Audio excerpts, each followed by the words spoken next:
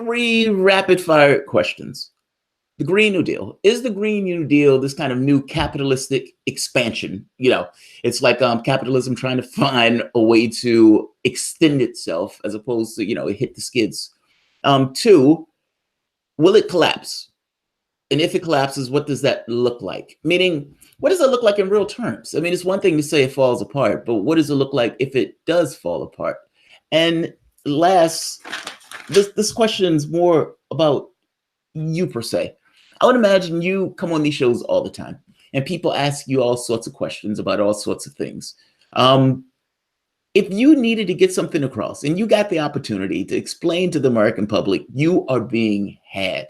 This is a system and you should look at it as a system. This is not imposed by God. If you needed to make that argument in a succinct way to try to get it across to them that you can look at this as a system and it can be changed. What's that argument if you got the opportunity to do it? Let me turn then to the Green New Deal. The Green New Deal would save capitalism for a while, just the way the original New Deal did in the 1930s. Franklin Roosevelt created the New Deal, that's what he called it, back in the 1930s, because he said the capitalist system, he virtually said this, is simply not providing people with the jobs, the incomes, and the living that they demand. And we better do something for the people, or else they're going to get rid of this capitalist system. And so that's what he did. He created Social Security. We never had that before. He created unemployment insurance. We never had that before. He passed the first minimum wage. We never had that before. And then he had the first government employment problem, the New Deal hiring of 15 million Americans who therefore got a job, got income, could make their mortgage payments, keep their home, and all the rest. And all that AOC and Omar and the others, Bernie Sanders, are now saying is you've got a crisis in American capitalism again. Learn from the past. Let's get another New Deal. Let's be focused on environment this time. So it's a Green New Deal. But yes, it's about saving capitalism. And while I support it, because I would love to see unemployed people with a decent job and decent incomes, who wouldn't? Yeah. I am still critical because I don't think we ought to be saving something that works as badly as this system. We ought to be doing what we would do if we were faced with a refrigerator that had been fixed 10 times in the last 3 years. Yes. It breaks down again, and that refrigerator repair man or woman comes to us and says, look, I can fix it again. It'll cost you $300 and you'll be on the phone calling me back within a few weeks. Save your money. This refrigerator is done. It's a better bet. Buy a new one. That's my view about capitalism. It's done. It's had its run. It's not working. I don't want to save it with another repair. I want us to do better. I think we can do better, and we ought to get to busy doing that. It's our best bet, just as that refrigerator repair person has a very good argument, even if it's tough to hear. Yeah. Yeah. And the last question, if you needed, people bring you on the show all the time. I know you've been all over the world at this point, and I know you've been getting a lot more business. And business, I just mean a lot more interest. I mean, even going to Fox News to talk to Barney, having that argument. Yep.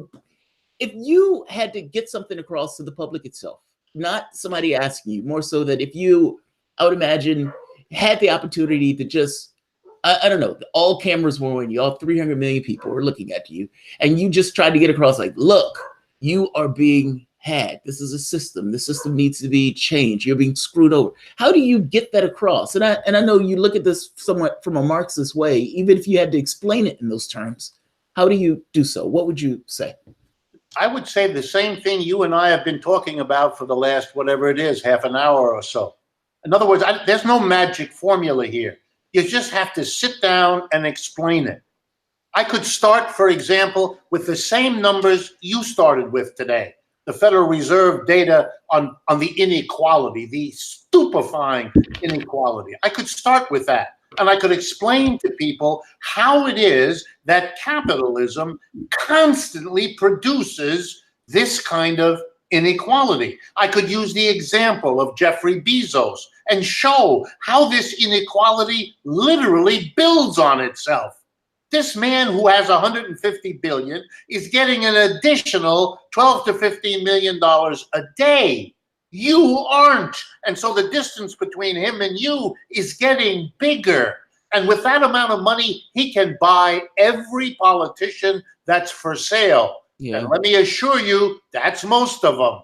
So he knows how to keep his money because he makes sure that the politicians are in his pocket. Just like in the old mafia movies, they made sure the judge was in their pocket.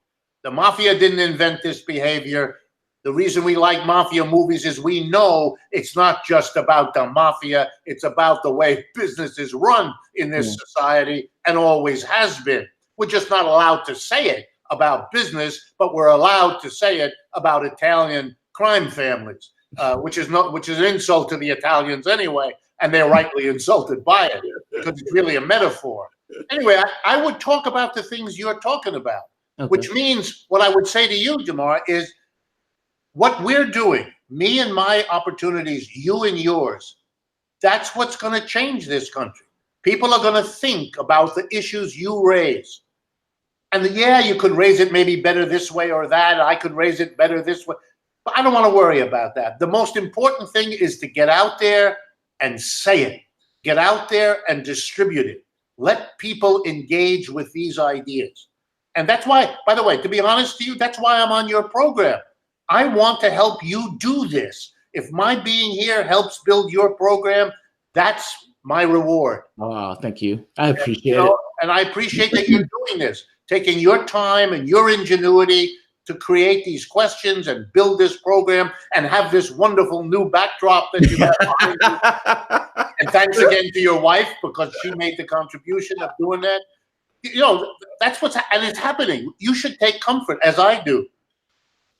The invitations are greater and greater. The opportunities are greater and greater. I've been on Fox News now repeatedly. That never happened before. Things are changing. I wish they'd change faster, but you and I are part of that, and it's for us, that is a very, very good situation. Professor Wolff, Democracy at Work. Dude, I really appreciate you coming on the show. You have no idea. I've watched you for years. So having the opportunity to have you on is amazing. So thank you very much. I'm glad to be here, and let's wait a little while and then let's do it again. Absolutely. Absolutely. You have a good one. All right, guys, I'm going to end this here. If you guys enjoy the content, please feel free to share, like, subscribe. You can always support through PayPal or Patreon. Thanks all. Bye-bye.